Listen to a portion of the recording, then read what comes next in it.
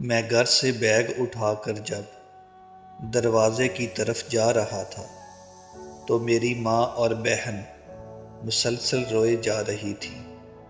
بھائی بابا کے پاؤں میں بیٹھا تھا کہ معاف کر دیں، اب یہ اس سے شادی کا نام نہیں لے گا۔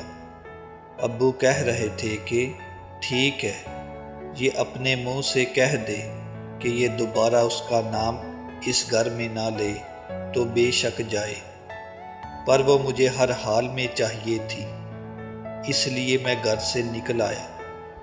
میری آنکھوں میں ایک بھی آنسو نہیں تھا، کیونکہ مجھے پتا تھا کہ ساری دنیا میرا ساتھ چھوڑ دے لیکن وہ میرے ساتھ ہر پل رہے گی۔ اس کے پاس پہنچا تو جانا کہ گھر سے بے گھر ہو جانے والے کی زندگی کیسی ہوتی ہے۔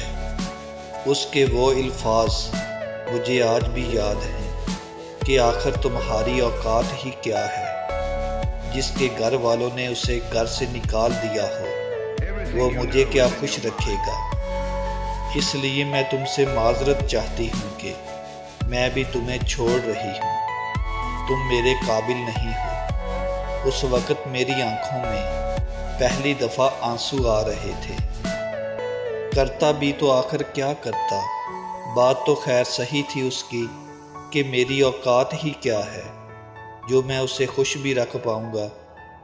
زندگی میں پہلی بار میرا اس دن دل ٹوٹ گیا۔